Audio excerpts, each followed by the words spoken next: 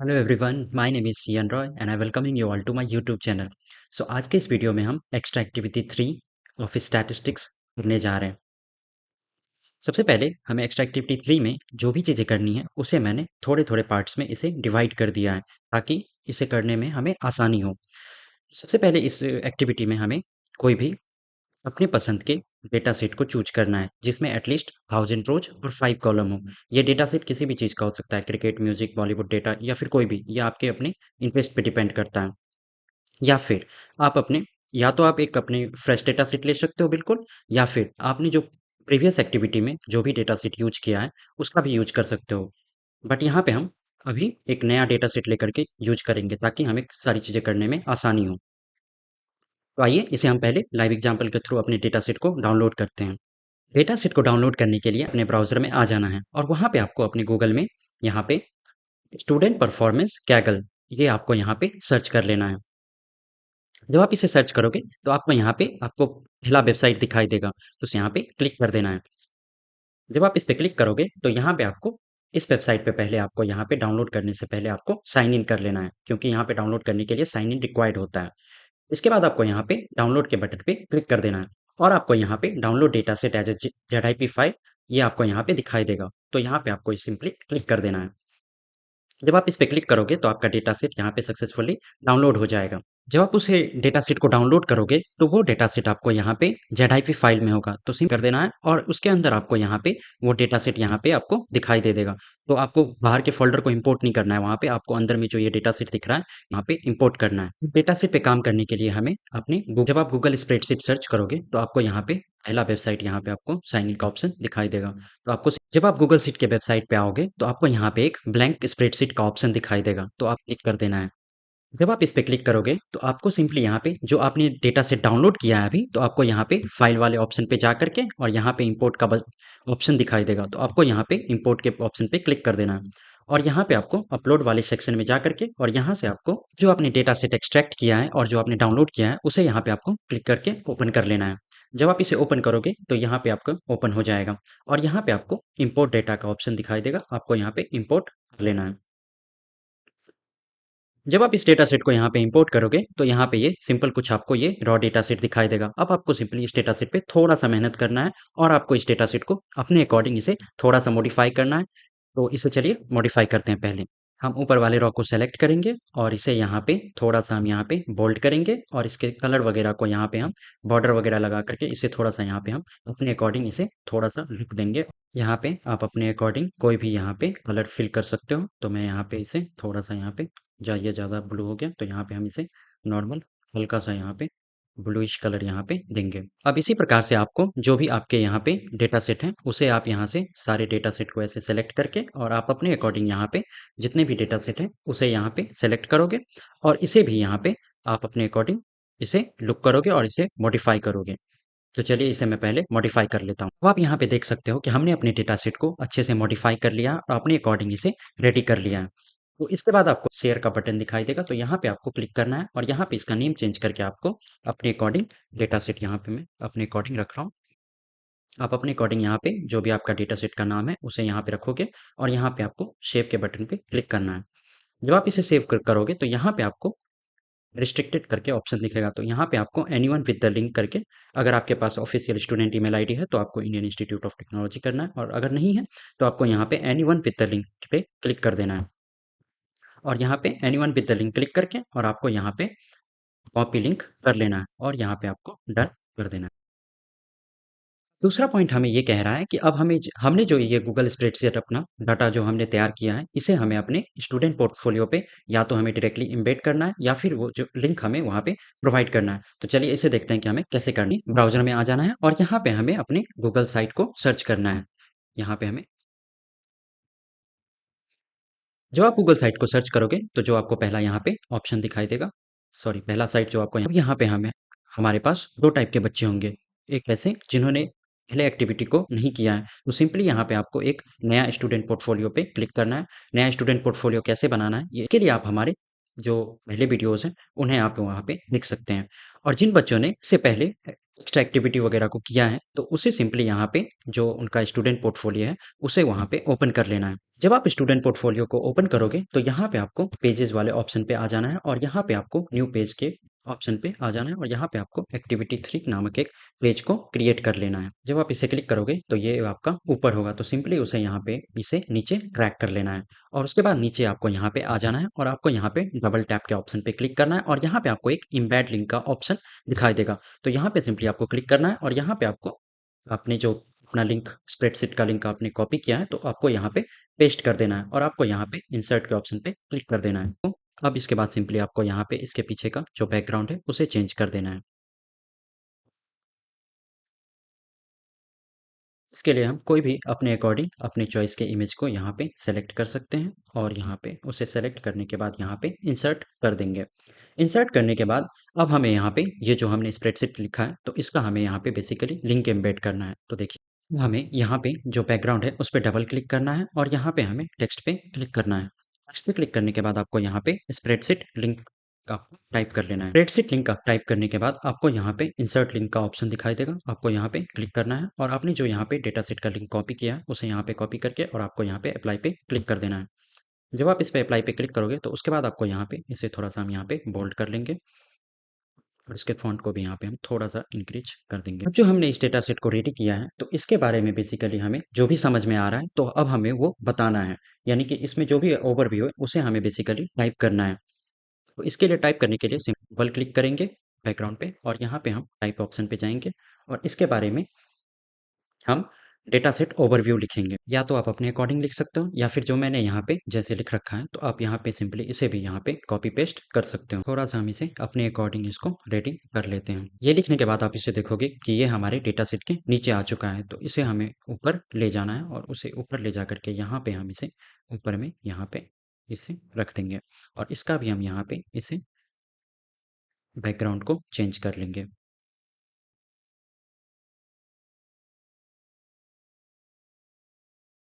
इस चीज़ को कर लोगे, तो ये कुछ इस प्रकार से आपको यहाँ पे दिखाई देगा। जो हमारे पास डेटा सेट है, जो हमने कि कैगल से डाउनलोड किया है या फिर जिसे हमने इंपोर्ट किया है, तो उसमें बेसिकली हमें मेजर ऑफ सेंटर टेंडेंसी और मेजर ऑफ डिस्पर्जन, इसमें हमें बेसिकली विजुअलाइज़ करके भी दिखाना है। तो आइए हम देखते हैं कि इसे हम कैसे करेंगे। इसके लिए आपको अपने गूगल पे आ जाना है और वहाँ पे आपको गूगल स्प्रेडशीट सर्च कर लेना है। गूगल स्प्रेडशीट सर्च करने के बाद आपको इस लिंक पे क्लिक कर देना है और उसके बाद आपको यहाँ पे साइन इन करके और आपको एक यहाँ पे न्यू ब्लैंक स्प्रेडशीट लेना है। ओके।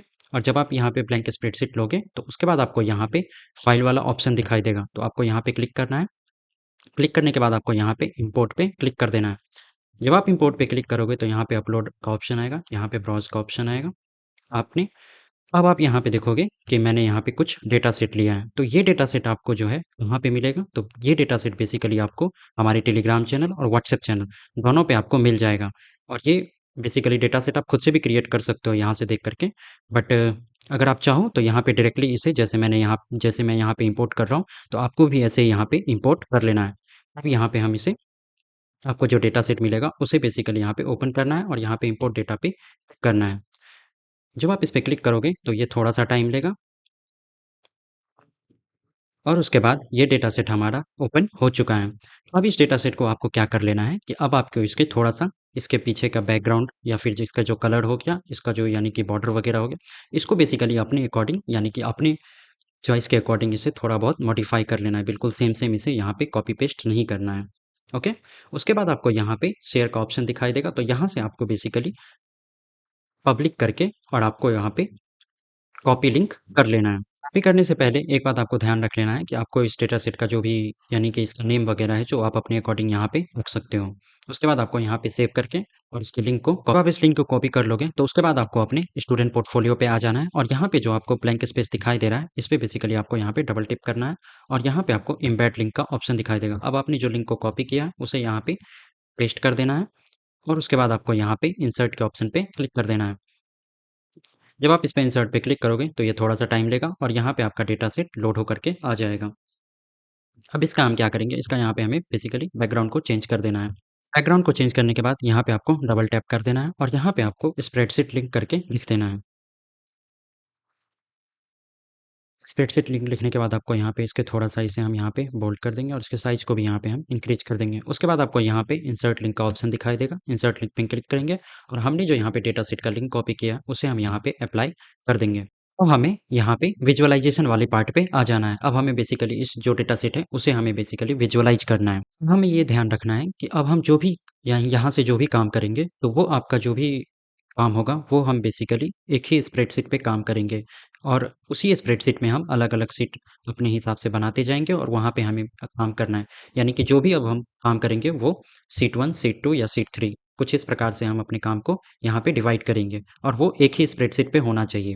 अब आपको यहाँ पे आपको दिखाई दे रहा होगा कि मैंने यहाँ पे 3 शीट पहले से प्रिपेयर कर रखा है। ये तीनों शीट आपको कहाँ पे मिलेंगे? ये जो पूरा जो स्प्रेडशीट है आपको बेसिकली ये आपको हमारी टेलीग्राम चैनल और व्हाट्सएप चैनल दोनों पे मिल जाएगा। तो सिंपली जैसे मैंने इसे इंपोर्ट किया था वैसे ही आपको भी इंपोर्ट कर लेना है।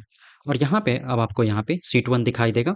तो शीट 1 में यहाँ पे हमने बेसिकली जो डेटा सेट है उसको बेसिकली विजुअलाइज कर रखा है। मीन, मीडियन, मोड कुछ इस प्रकार से हमने डेटा सेट को रिप्रेजेंट कर लिया है। जब आप इन सब चीज़ों को रेडी कर लोगे तो अब आपको आ जाना है अपने स्टूडेंट पोर्टफोलियो पे।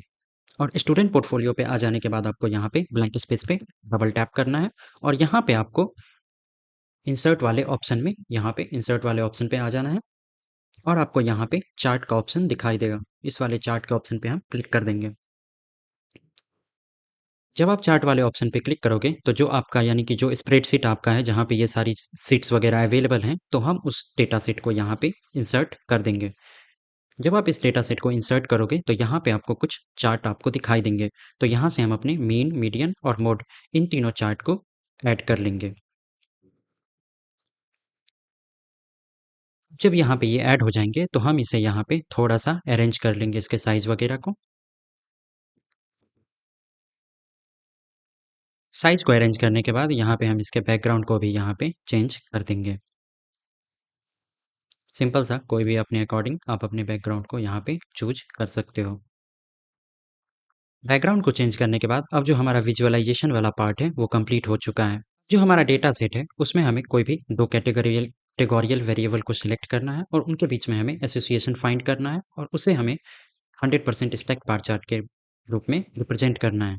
इसके लिए फिर से हम अपने स्प्रेडशीट पे आ जाएँगे और यहाँ पे जो शीट 2 नामक पेज है, वहाँ पे हम आ जाएँगे। यहाँ पे आप देख सकते हो कि ये हमने पहले से इसे रेडी कर रखा है, आपको कुछ नहीं करना है। जब आप इसे डेटा सेट को इम्पोर्ट करोगे सॉरी ज जब आप इस स्प्रेडशीट को इम्पोर्ट करोगे, तो यहाँ पे आपको ये सारी चीज़ें ऑलरेडी अवेलेबल रहेगा। तो अब हम इसे स्टूडेंट पोर्टफोलियो पे रिप्रेजेंट करते हैं। स्टूडेंट पोर्टफोलियो पे आ जाने के बाद अब आपको यहाँ पे इंसर्ट पे आना है और यहाँ पे आपको शीट का ऑप्शन दिखाई देगा। शीट के ऑप्शन पे क्लिक करने के बाद ये जो हमारा डेटा सेट है उसे हम यहाँ पे सेलेक्ट करेंगे और यहाँ पे हम इसे इंसर्ट करेंगे। इंसर्ट में सेलेक्ट करने के बाद यहाँ पे आपको सेटिंग का ऑप्शन दिखाई देगा। सेटिंग के ऑप्शन पे क्लिक करना है और यहाँ पे आपको शीट 2 सेलेक्ट कर लेना है। शीट 2 सेलेक्ट करने के बाद आपको यहाँ पे डन कर देना है। जब आप इसे डन करोगे ये थोड़ा-सा टाइम लेगा और यहाँ पे आपका ये जो हमारा रिलेटिव कंटिजेंसी टेबल है ये आपका बिल्कुल 100% रेडी हो चुका है। अब इसमें जो हमारा चार्ट है उसे भी हमें यहाँ पे इम्पोर्ट करना है। तो हम यहाँ पे चार्ट वाले ऑप्शन पे जाएँगे और यहाँ पे जो हमारा डेटा सेट है हम यहाँ पे इसी डेटा सेट को सेलेक्ट करेंगे, इंसर्ट पे क्लिक करेंगे और यहाँ पे जो हमारा चार्ट है उसे हम यहाँ पे सेलेक्ट करेंगे और यहाँ पे हमें ऐड कर देना है। उसके बाद ऐड करने के बाद हम इसके थोड़ा-सा साइज़ को भी यहाँ पे अपने अकॉर्डिंग यहाँ पे मॉडिफ़ाई करेंगे और इसके बैकग्राउंड को भी हम यहाँ से चेंज करेंगे। अब इसके आगे हमें कोवेरिएंस और कोरिलेशन के बीच में जो हमने जो वेरिएबल सेलेक्ट किया है तो उसके बीच में हमें रिलेशनशिप वगैरह बतानी है। इस काम को करने के लिए फिर से हम अपने स्प्रेडशीट पे आ जाएँगे और यहाँ पे जो हमने शीट 3 नामक पेज को क्रिएट कर रखा है तो ये अब हमारे ये बेसिकली ये हमारे अब काम का चीज़ तो अब हमें इसके हेल्प से काम को करना है। अब हम फिर से अपने स्टूडेंट पोर्टफोलियो पे आ जाएँगे और यहाँ पे जो हमें ब्लैंक टैब दिखाई दे रहा है इस पे हमें डबल टैप करना है और टेक्स्ट बॉक्स पे क्लिक करके यहाँ पे हमें कोवेरिएंस एंड कोरिलेशन टाइप करना है। तो टाइप करने के बाद हमें इसके थोड़े से साइज़ वगैरह को इंक्रीज कर लेना है और इसके अलाइनमेंट वगैरह को हम यहाँ पे सेंटर कर देंगे। इसे हम यहाँ पे थोड़ा-सा बोल्ड भी करेंगे और इसके साइज़ को भी हम थोड़ा-सा और इंक्रीज कर देंगे।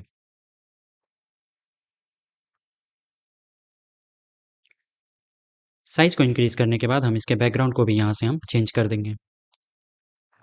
बैकग्राउंड को चेंज करने के बाद फिर से हमें इंसर्ट वाले ऑप्शन पे आ जाना है और यहाँ पे आपको चार्ट का ऑप्शन दिखाई देगा। तो यहाँ पे हमें चार्ट के ऑप्शन पे क्लिक कर देना है और जो हमारा स्प्रेडशीट है, यानी कि इसे मैंने डेटा सेट के नाम से सेव कर रखा है, तो यहाँ पे हमें इंसर्ट करना है। और इंसर्ट करने के बाद यहाँ पे जो हमारा स्कैटर प्लॉट वाली यानी कि चार्ट है, उसे हम यहाँ पे ऐड करेंगे। ऐड करने के बाद हम इसके साइज को भी यहाँ पे थोड़ा सा मॉडिफाई करेंगे अपने अकॉर्डिंग। मॉडिफाई करने के बाद हम इसके यहाँ पे बैकग्राउंड इमेज को भी यहाँ से हम चेंज करेंगे। चार्ट को इंसर्ट करने के बाद अब आप यहाँ पे देख रहे होगे कि कुछ इस प्रकार से हमारा एक्टिविटी 3 जो है वो कंप्लीट हो चुका है। अब सिंपली आपको कुछ नहीं करना है, यहाँ पे आपको पब्लिश वाले ऑप्शन पे क्लिक करके पब्लिश पे क्लिक करने के बाद आपको यहाँ पे कॉपी का ऑप्शन दिखाई देगा साइट के लिंक को कॉपी करने के बाद आपको अपने लिंक को कॉपी करने के बाद आपको यहाँ पे एक्टिविटी 3 वाले सेक्शन में आ जाना है अपने, और यहाँ पे आपको जो आपने लिंक को कॉपी किया है उसे यहाँ पे पेस्ट करके और आपको यहाँ पे सबमिट पे क्लिक कर देना है।